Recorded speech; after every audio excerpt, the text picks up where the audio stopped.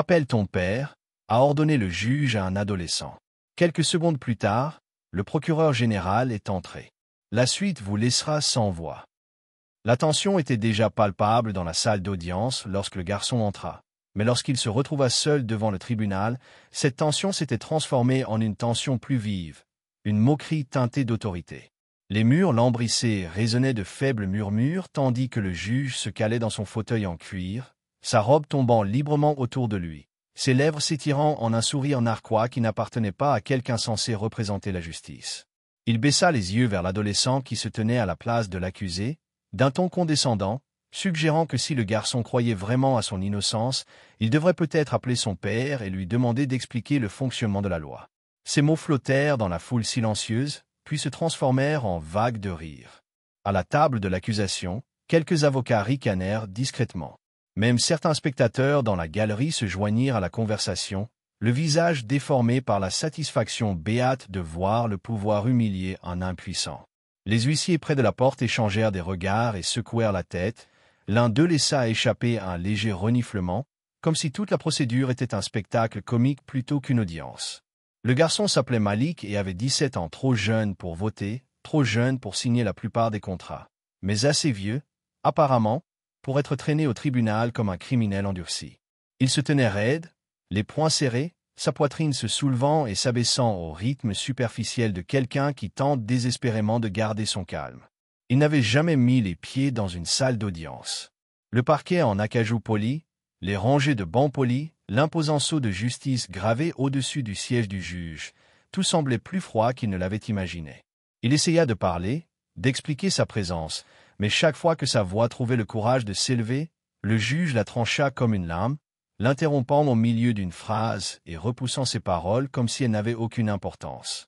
Ce n'était pas seulement les interruptions, c'était la façon dont le juge le regardait, comme un homme déjà convaincu de sa culpabilité, comme un enseignant réprimandant un enfant plutôt que comme un juriste qui entend une affaire. Le crime de Malik, du moins selon l'acte d'accusation, était une violation de propriété et une résistance à l'arrestation. Mais la vérité était bien plus complexe.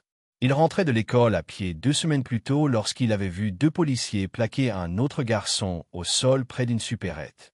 Ce garçon hurlait, clamant n'avoir rien fait de mal, et les policiers le frappaient, la voix haute, le visage rouge de colère. Malik avait sorti son téléphone et tout enregistré.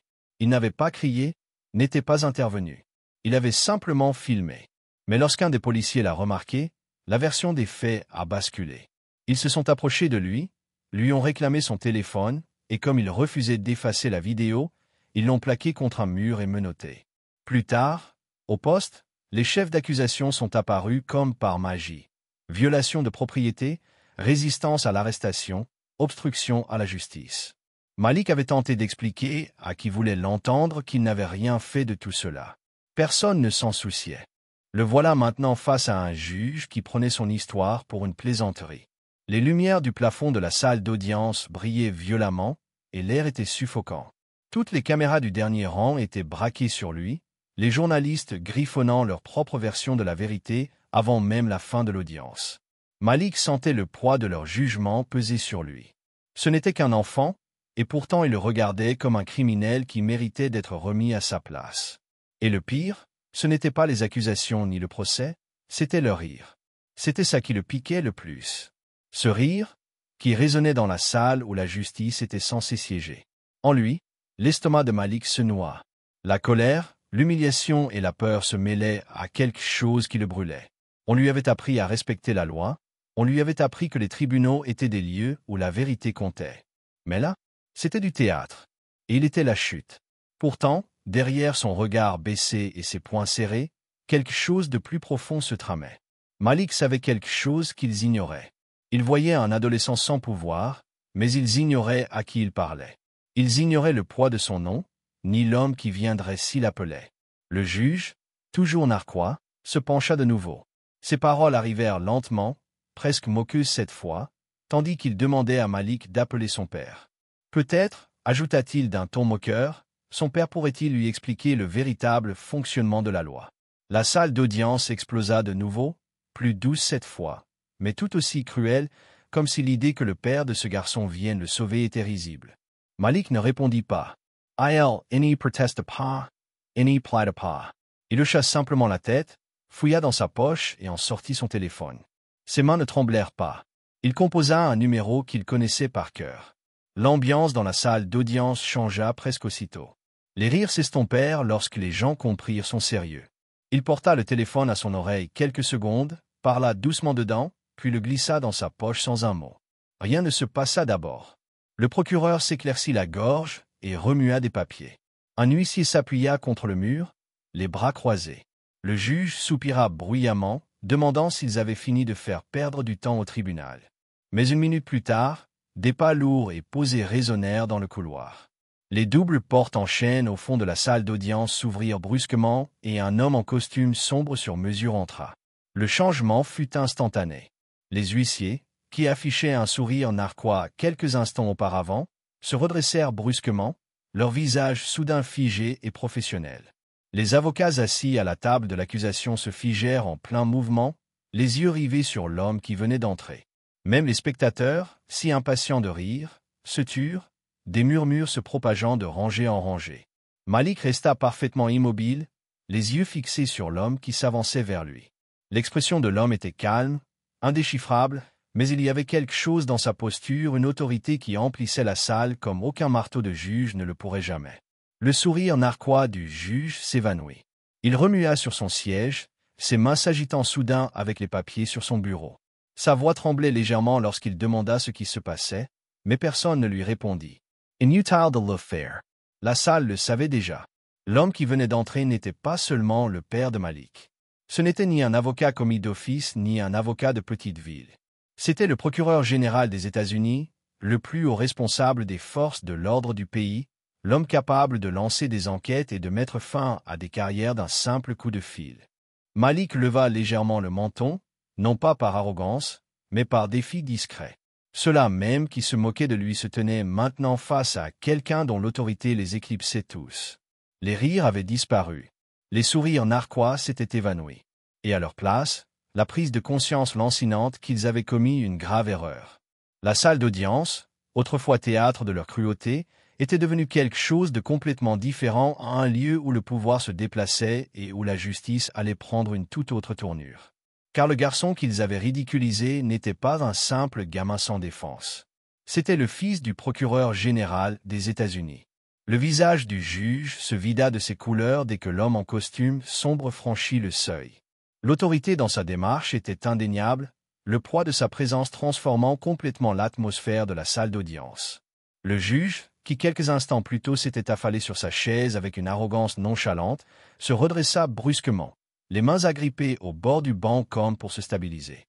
Il marmonna que c'était très inhabituel, sa voix légèrement éraillée, trahissant la peur sous sa robe. Mais l'homme ne répondit pas. Il n'en avait pas besoin. Sa seule présence dans cette pièce était une réponse en soi, une déclaration silencieuse que l'équilibre des pouvoirs avait changé. La salle d'audience qui avait été le théâtre de l'humiliation était désormais tout autre chose, un lieu où le jugement était arrivé sans y être invité. Le procureur général avança lentement, ses chaussures claquant sur le sol ciré, chaque pas approfondissant le silence. Il scruta la salle avec un calme délibéré, observant les procureurs qui s'étaient moqués de Malik, les huissiers qui avaient levé les yeux au ciel, le juge qui avait esquissé un sourire narquois depuis son banc. Son regard s'attarda sur chacun d'eux suffisamment longtemps pour les faire s'agiter, mal à l'aise. Personne ne parla. Même le bourdonnement des plafonniers semblait plus fort, comme si le bâtiment lui-même retenait son souffle. Lorsqu'il parla enfin, sa voix trancha l'air avec une précision chirurgicale. Il dit qu'ils en avaient assez entendu de ce banc. Ce n'était pas un cri, mais elle résonna plus fort qu'un coup de marteau. C'était le genre de voix qui avait signé des décrets et lancé des enquêtes nationales, la voix de l'homme qu'ils servaient tous, qu'ils le veuillent ou non. Mais il ne s'agissait pas seulement d'un garçon et d'un juge. C'était l'irruption d'un phénomène qui couvait sous la surface depuis des années. Le procureur général le savait. Il le savait depuis des mois. Bien avant que Malik ne mette les pieds dans cette salle d'audience, des rumeurs circulaient à son sujet. Des dossiers scellés disparus sans explication, des plaintes contre des policiers jamais jugés, des déclarations sous serment enfouies sous des prétextes bureaucratiques. Il y avait eu des témoignages de familles trop effrayées pour parler, d'avocats disparus des archives publiques après avoir interpellé les mauvaises personnes. À huis clos, Des juges comme celui qui siégeait avant lui avaient comploté avec les chefs de police et les élus municipaux pour étouffer les affaires de mauvaise conduite, réduire au silence les lanceurs d'alerte et protéger les hommes qui abusaient de leur pouvoir des conséquences qu'ils méritaient. Ce n'était pas seulement un schéma. C'était un réseau. Malik s'était retrouvé au cœur de ce réseau sans même s'en rendre compte. 2 mois plus tôt, une manifestation étudiante pacifique s'était rassemblée sur la place de la ville, une marche exigeant des comptes après un nouvel incident de violence policière. Parmi les manifestants se trouvait Jamal, camarade de classe de Malik, un garçon réservé qui s'exprimait avec une passion insoupçonnée. La manifestation avait été calme, chants, pancartes, discours jusqu'à l'arrivée de la police en tenue anti-émeute. Lorsque Jamal a refusé de se disperser, un policier l'a plaqué au sol. D'autres se sont précipités. Les coups n'ont cessé que lorsque Jamal s'est immobilisé. Malik, debout à quelques mètres de là, s'est d'abord figé. Puis il a sorti son téléphone et a commencé à enregistrer. Chaque coup de poing, chaque coup de pied, chaque mot crié par les policiers qui affirmaient que Jamal résistait. Cette vidéo aurait dû servir de preuve. Au lieu de cela, elle est devenue une menace. Lorsque Malik a refusé de l'effacer, les policiers ont retourné leur fureur contre lui. Ils l'ont traîné au sol, lui ont tordu les bras dans le dos et l'ont poussé à l'arrière d'une voiture de patrouille. Au poste, l'histoire a été réécrite. Malik était entré sans autorisation, ont-ils dit. Malik avait résisté. Malik avait fait obstruction à la justice. Les accusations étaient fabriquées avec une précision clinique, le genre de récit falsifié qui ne serait jamais remis en question dans un tribunal comme celui-ci. Le garçon qui avait tenté de faire ce qui était juste était celui qui était jugé. Il ne s'agissait pas seulement de le punir. Il s'agissait de lui apprendre et à quiconque osait révéler la vérité que parler leur coûterait tout. Le procureur général avait déjà vu ce scénario. Alors qu'il se tenait dans la même salle d'audience où il pensait pouvoir enterrer son fils, il sentit la vieille colère monter, celle qui avait alimenté sa carrière, celle qui l'avait poussé à démanteler des institutions entières lorsqu'ils avaient franchi la ligne rouge. Ils avaient commis une erreur fatale, ils avaient choisi le mauvais garçon à réduire au silence. Malik n'était pas un adolescent comme les autres, sans soutien. Il était le fils du seul homme au pays qui non seulement comprenait comment lutter contre cette corruption, mais qui avait déjà commencé à la démanteler pièce par pièce. Depuis des mois, le bureau du procureur général recueillait des preuves en secret. Témoignages anonymes, signalements de lanceurs d'alerte, notes internes fuitées des commissariats de police, chacun pointait vers une conspiration profondément ancrée dans le système judiciaire de la ville. Ils avaient repéré des dossiers falsifiés, des pots de vin et une série d'abus judiciaires qui menaient directement jusqu'à cette même salle d'audience. Le plan était de tout révéler d'un seul coup d'État, une frappe coordonnée qui ferait s'effondrer le réseau d'un seul coup. Mais il lui avait forcé la main. Il s'était moqué de son fils. Il l'avait entraîné dans ce cloaque d'injustice et lui avait ri au nez. Maintenant, les comptes allaient tomber tôt et ils seraient publics. Le juge s'agita de nouveau sur son siège, cherchant à retrouver un peu d'équilibre, un semblant de contrôle. Il s'éclaircit la gorge et déclara que la situation était hautement irrégulière, que le procureur général n'avait aucun pouvoir dans cette affaire, que le tribunal avait des procédures. Mais ces mots sonnèrent creux. Chacun dans la salle savait que les procédures ne signifiaient rien devant le plus haut procureur du pays. La robe du juge ne ressemblait plus à une armure. Elle était comme du papier. Les huissiers, qui avaient ricané, se tenaient maintenant immobiles, les mains tremblantes près de leur ceinture. Les procureurs évitaient tout contact visuel. Ils savaient tous la vérité. Leur pouvoir n'existait qu'aussi longtemps que des hommes comme celui qui se trouvait devant eux le permettaient. Le procureur général fit un pas en avant vers le tribunal. Sa présence emplissait la salle, pesante et inflexible, et lorsqu'il reprit la parole, sa voix portait le poids de la certitude. Il déclara qu'ils en avaient assez entendu de la part de ce tribunal. La phrase résonna comme un verdict, et à cet instant, le juge parut plus petit, la salle d'audience plus étroite. Il ne s'agissait plus seulement de Malik. Il s'agissait de chaque victime réduite au silence, de chaque affaire étouffée, de chaque abus de pouvoir resté impuni. Des dossiers allaient faire surface. Des actes d'accusation étaient en préparation. Les personnes présentes dans cette salle, celles qui avaient ri, ricané et se croyaient intouchables, allaient découvrir la fragilité de leur pouvoir. Malik observait depuis sa place au fond de la salle, le cœur battant la chamade tandis qu'il commençait à comprendre l'ampleur de la situation. Il ne s'agissait plus de laver son honneur. C'était quelque chose de bien plus vaste. Le même système qui l'avait humilié allait subir sa propre humiliation. Les mains qui avaient signé son acte d'arrestation pourraient bientôt être menottées. Le juge qui s'était moqué de lui ne resterait peut-être plus longtemps assis derrière ce banc. Malik s'était senti impuissant pendant des semaines. Mais à présent, il sentait quelque chose changer. Il n'était pas seul. Il ne l'avait jamais été. Et pourtant, malgré tout ce qui se déroulait sous leurs yeux, la révélation la plus choquante restait à venir. Le procès, qui avait commencé comme un spectacle humiliant pour Malik, se transforma en quelque chose de bien plus puissant dès que son père prit le contrôle de la salle.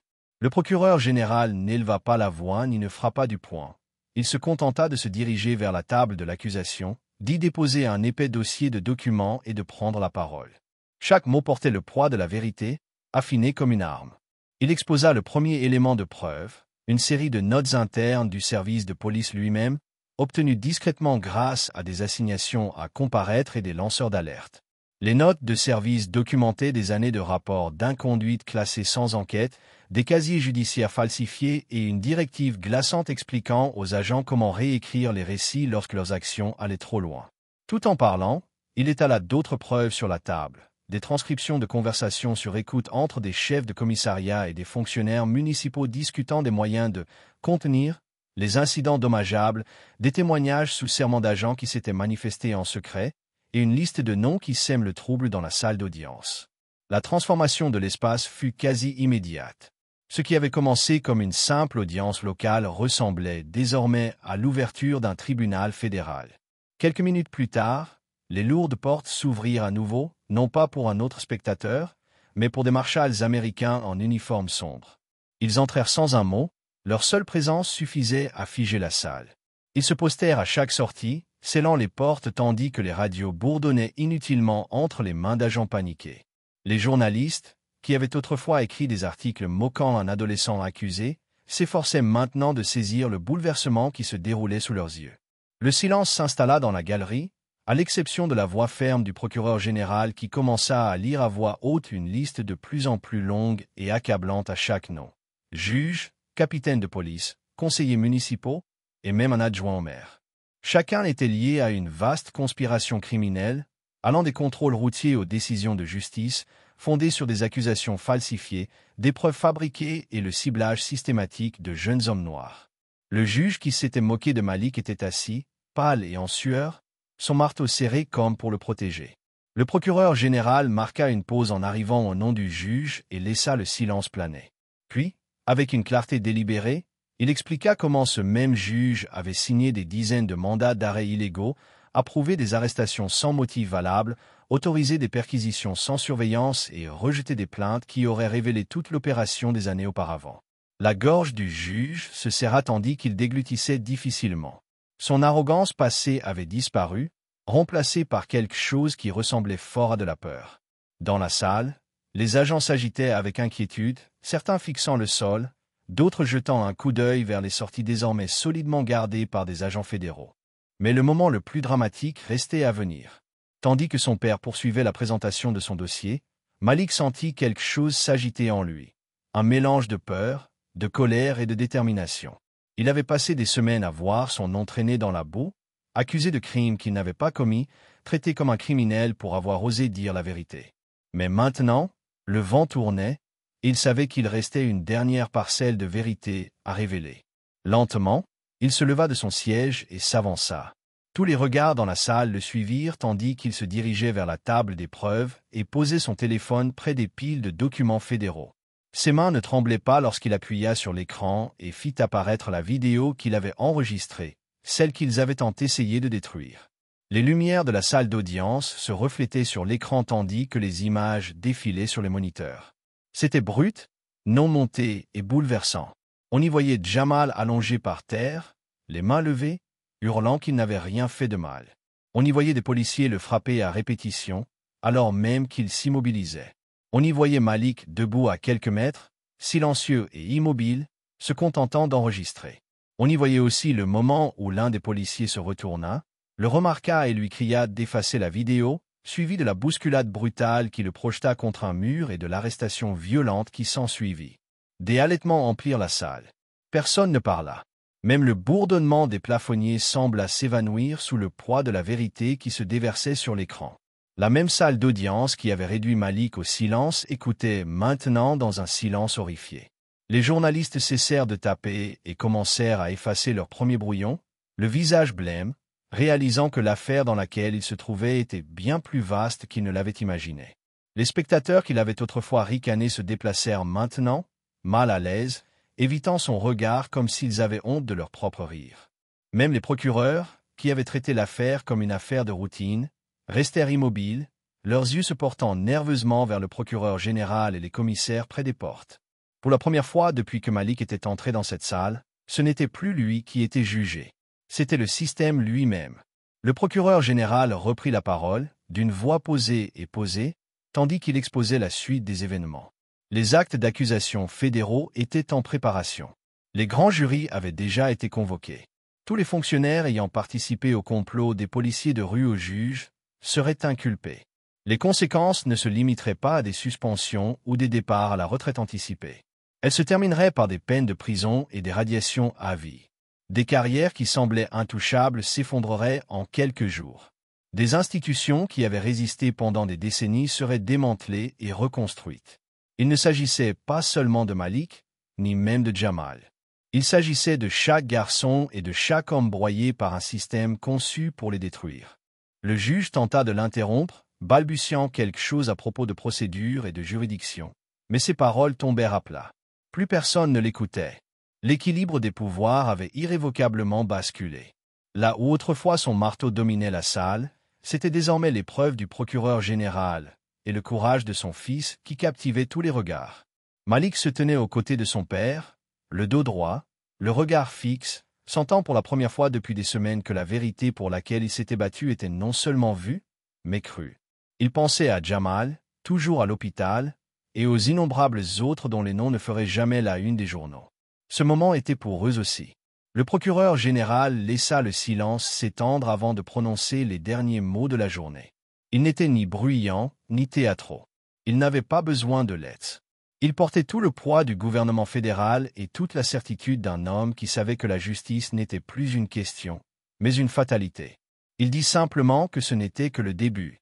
Les conséquences de ce bouleversement judiciaire se sont répercutées sur la ville comme une onde de choc, laissant peu de personnes insensibles à ce changement radical de pouvoir.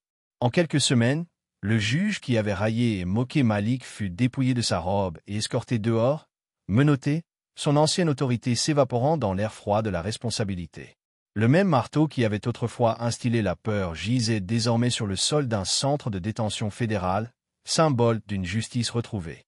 Les agents qui avaient autrefois arpenté les couloirs du commissariat en toute impunité se retrouvèrent confrontés à la même surveillance qu'ils avaient exercée sur d'innombrables civils. Des dizaines de fonctionnaires municipaux, des chefs de commissariat aux conseillers municipaux, furent inculpés.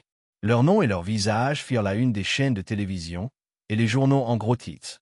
Des carrières et des réputations bâties au fil des décennies s'effondrèrent sous le poids de leur propre corruption, les laissant exposés et impuissants face à la loi.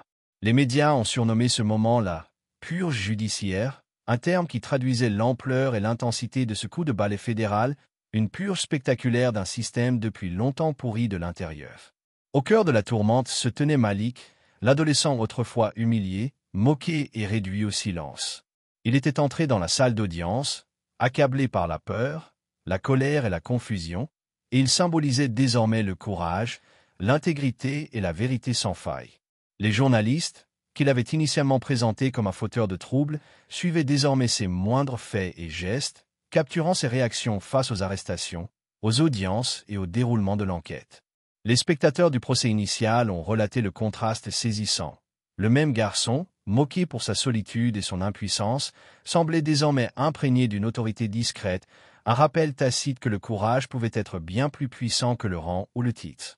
Pourtant, Malik ne recherchait pas la célébrité et ne s'attardait pas sous les projecteurs pour les éloges ou les applaudissements.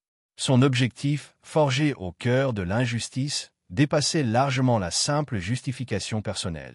Il souhaitait un changement systémique qui empêcherait quiconque de subir l'humiliation et les abus dont il avait été victime. Avec le soutien indéfectible de son père, Malik a commencé à traduire son expérience en action. Ensemble, ils ont lancé une initiative juridique visant à protéger les mineurs contre les abus des procureurs, créant un cadre garantissant qu'aucun adolescent ne soit confronté à des accusations fabriquées de toutes pièces ou à de faux témoignages sans surveillance. Impressionnés par le courage et la clarté du duo père-fils, les législateurs ont soutenu des mesures législatives garantissant davantage de transparence, de responsabilité et de protection pour les jeunes au sein du système judiciaire. Le tribunal, autrefois lieu d'humiliation publique, accueillait désormais des conférences de presse annonçant de nouvelles lois et réformes au nom de Malik. Sa présence à ces événements était toujours mesurée, calme et réfléchie, un témoignage vivant de résilience. Les jeunes hommes et femmes présents dans l'auditoire se sont reconnus en lui, encouragés par la conviction qu'une seule voix, même celle d'un seul adolescent, pouvait susciter un changement radical. Le processus a été laborieux et exhaustif. Les semaines se sont transformées en mois tandis que les procureurs fédéraux préparaient les dossiers contre les fonctionnaires corrompus restants. Les enquêtes se sont étendues aux districts voisins, les preuves d'une mauvaise conduite coordonnée faisant surface. Chaque inculpation a fait l'effet d'un domino qui tombait, rappelant à la ville que la corruption, aussi profondément ancrée soit-elle, ne pouvait résister au poids de la vérité. Malik a suivi chaque évolution de près, apprenant de son père les subtilités du droit, des preuves et de la stratégie, assimilant des leçons que la plupart des adultes peinaient à saisir. C'était une véritable éducation à la justice, forgée dans le feu plutôt que dans les salles de classe. Chaque audience, chaque point de presse, chaque nouvelle arrestation renforçait le message que le système ne pouvait être manipulé indéfiniment par ceux qui se croyaient intouchables. Au fil des mois, les effets tangibles de leurs efforts sont devenus impossibles à ignorer. Les agents, jusque-là protégés par le secret, ont été scrutés de près sous la pression publique et judiciaire. Les politiques ont été réécrites. Les programmes de formation ont été repensés pour mettre l'accent sur la responsabilité. Les victimes de fautes passées ont reçu la reconnaissance et la réparation qui leur avaient longtemps été refusées. L'initiative de Malik a pris de l'ampleur, offrant assistance juridique, mentorat et défense des droits à des milliers d'adolescents dans tout le pays. Il a visité des écoles, des centres communautaires et des centres pour mineurs, exprimant clairement l'importance de défendre ce qui est juste, même lorsque c'est dangereux et que les obstacles semblent insurmontables. Parents et élèves ont commencé à le contacter, inspirés par son courage et les réformes systémiques que ses actions avaient catalysées. Et au cœur de tout cela, Malik a compris la vérité qu'il avait fait passer de la peur à l'autonomisation. Ne jamais sous-estimer le pouvoir de la vérité, aussi jeune soit-elle. Si cette histoire vous a autant touché que nous, partagez-la avec quelqu'un qui a besoin de l'entendre, car une telle justice mérite d'être vue. Avertissement, l'histoire que vous venez de regarder est fictive. Elle explore les thèmes de l'abus d'autorité, des dynamiques de pouvoir inattendues et de l'abus de pouvoir. Ce récit vise à souligner l'importance de la dignité et à inspirer une plus grande appréciation du génie discret qui peut défier les attentes.